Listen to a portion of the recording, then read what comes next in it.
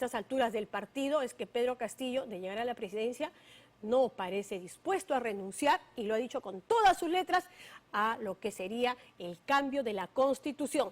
Sin duda, este ha sido un pésimo momento para ratificarlo. Pésimo porque sus aliados intentan calmar pues la inestabilidad y las dudas que están surgiendo en los mercados, y un cambio en las reglas de juego pues no ayuda mucho. Las propias encuestas indican que un porcentaje bajo de peruanos simpatiza con un cambio total de la Constitución.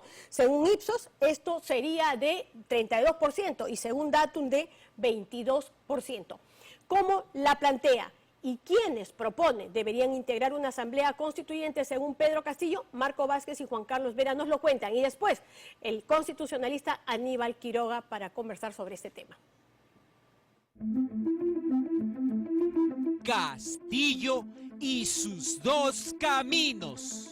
Por eso, compañeros, el 28 de julio, iniciando el mensaje a la nación, vamos a ponerle frente al Congreso el primer pedido del pueblo, que apele inmediatamente la instalación de la Asamblea Nacional Constituyente para redactar, para hacerla como pueblo, la Constitución política del pueblo, la primera Constitución del pueblo, porque el pueblo se la ha tenido oportunidades para que haga su Constitución.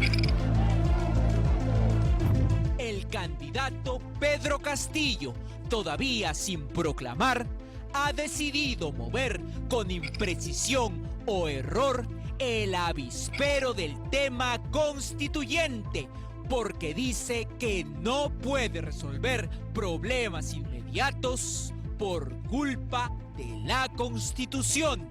Por eso, compañeros, en este espacio, donde todos tenemos que tener la oportunidad en esta convocatoria de la Asamblea Nacional Constituyente, el 28 de julio, asumiendo el mandato, no me puedo convertir en un mago para resolver los problemas inmediatos, porque nos tiene atados esta Constitución. Decirle que voy a resolver los grandes problemas del Perú inmediatamente es mentira, porque hay que hablarle con sinceridad al pueblo, porque nos tiene atados esta Constitución. Castillo ya dio sus características. No hay necesidad de hacer una Constitución con tantos capítulos, con tantos artículos. Ya dijo a qué tiene que oler. Por eso decimos nosotros que es necesario y urgente tener una Constitución con olor y sabor al pueblo. ¡Nueva Constitución! ¡Nueva Constitución! Y ya la semana pasada dijo quién tiene que estar en la asamblea que la haga. Sino más bien pido a ustedes, como gobernadores regionales, sean los primeros convocados para que participen en la próxima Asamblea Nacional Constituyente, para que en una constitución que así lo diga el pueblo, ustedes, juntamente con el pueblo, la educación sea un derecho fundamental, la salud sea un derecho constitucional. La Asamblea Constituyente, de esa manera, deseada y anunciada por Pedro Castillo frente a sus propias bases el jueves por la noche, es el punto de reunión, de concordancia y de nuevo encuentro político con su cuasi negado jefe de partido, Vladimir Cerrón. La Asamblea Plurinacional Constituyente es un compromiso irrenunciable del partido y del gobierno, legítimos voceros del pueblo peruano. Las tiendas políticas deben facilitar este pedido para decidirse democráticamente en las ánforas y no en 130 escaños. Cerrón mantiene como insignia en el único medio donde declara su foto de miradas sonrientes con Castillo, y ante su anuncio de pedir asamblea constituyente gritó el último viernes: hasta más allá de la victoria. Porque ha llegado el momento. Cerrón no solo está orgulloso del candidato que su partido puso ya casi en Palacio, sino también de su amigo. Esto ya comenzó. En pleno juicio por terrorismo que puso ya también en el Congreso. La recolección de firmas ya comenzó. La recolección de firmas ya comenzó. Estoy convencido de que vamos a presentar 5 millones de firmas en el más breve plazo posible. También el jueves, pero en la mañana, Bermejo armó la antesala de su tema puesto en la semana, su Asamblea Constituyente. Nosotros no nos podemos dormir en este deseo, en este anhelo, en este objetivo que tiene la patria de ir a una Asamblea Constituyente. Y paralelamente a eso, nosotros ya como partido por lo menos, y con las distintas organizaciones políticas que hay en el país, vamos a comenzar a recolectar nosotros nos hemos puesto como objetivo 5 millones de firmas para que rápidamente las instancias electorales puedan verificar, ¿no es cierto?, que todo está correcto y poder llamar a una Asamblea Constituyente. Y él ya puso el ganador. Yo creo que va a ser contundente el triunfo del sí. El problema con ambas propuestas es que, tal como las enunciaron, no están escritas en la Constitución. La Constitución del 93 no menciona, no contempla las palabras nueva Constitución ni Asamblea Constituyente. No se le puede decir al Congreso, agéndame una Asamblea Constituyente para mañana o para llevar, porque eso no existe. El 28 de junio, iniciando el mensaje a la nación, vamos a ponerle frente al Congreso el primer pedido del pueblo, que agende inmediatamente la instalación de la Asamblea Nacional Constituyente.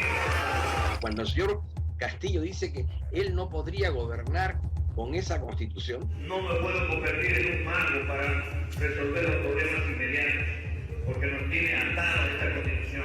En realidad, el señor Castillo no podría gobernar con ninguna Constitución, porque evidentemente no entiende cuál es la razón de ser de un texto de esa naturaleza, que es la de racionalizar el poder. ¿Quiere decir eso? ¿Que no cabe una nueva Constitución totalmente producto de un acto constituyente? ¿No cabe la Asamblea Constituyente? Yo digo que sí cabe, pero habría que reformar previamente la Carta del 93, ya sea agregándole 1 o 2 párrafos al 206 o aprobando un 207 que se ocupe específicamente de la elaboración de una nueva Constitución. Tampoco se puede preguntar sin más en un referéndum, ¿quieres una Asamblea Constituyente, sí o no? Yo creo que va a ser contundente el triunfo del sí. Si lo consiguen, y eso toma tiempo, ellos podrían someter a referéndum popular directamente ante el órgano electoral y él convocando, sin pasar por el Congreso, Pero no es una consulta de ¿quieren una nueva Constitución? ¿Quieren una Asamblea Constituyente? Porque eso sería más una consulta plebiscitaria. El referéndum en el Perú tiene que someter a conocimiento, discusión y votación del pueblo una fórmula legal concreta. Es decir, tendría que ser una fórmula similar a la que se puede presentar ante el Congreso que diga, ¿no?, modifícase el artículo tal de la Constitución en los siguientes términos, ¿no? La elaboración de una nueva Constitución será efectuada por una Asamblea Constituyente elegida por un periodo puntual. Si sus propuestas de Asamblea Constituyente no cumplen legalidad ni formas, ¿por qué agitar el avispero y abrirse flancos? Yo diría que ellos están viviendo un momento de confusión o pretenden confundirnos a nosotros los ciudadanos, porque escuchamos diariamente posiciones disímiles y encontradas. Y ahí empieza el dilema sobre Perú Libre y sobre el poder que tendrán. Pensar en un gran grupo de improvisados o pensar en lo peor por el sancochado que se vio.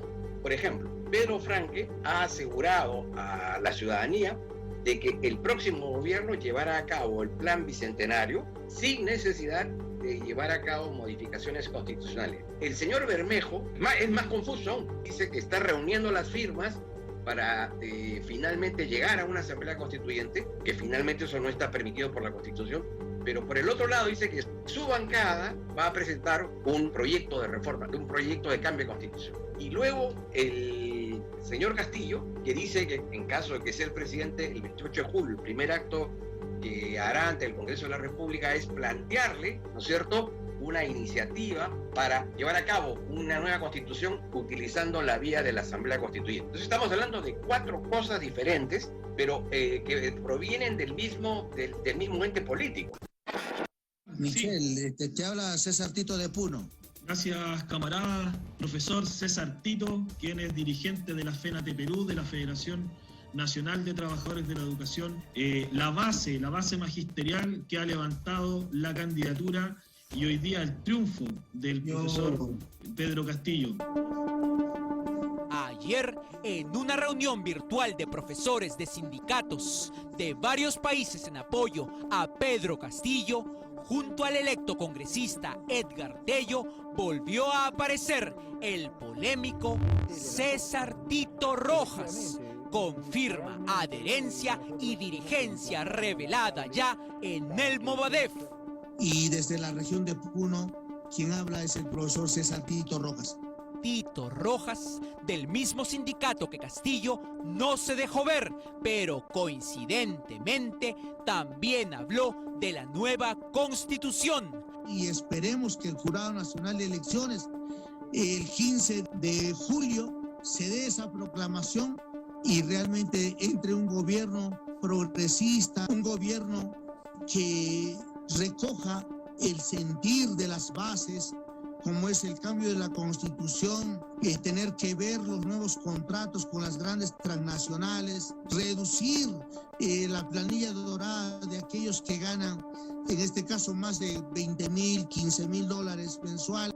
La nueva Constitución, a través de Asamblea Constituyente, fue el punto de referencia común en la alianza que hicieron los maestros de Castillo con el Perú Libre de Cerrón. Hemos llegado acá donde todos los pueblos decían, pero hay que cambiar la Constitución. La única puerta posible para ello es una reforma de artículos 206 o 32 en la Constitución previamente, que también tiene un proceso que establezca esa posibilidad.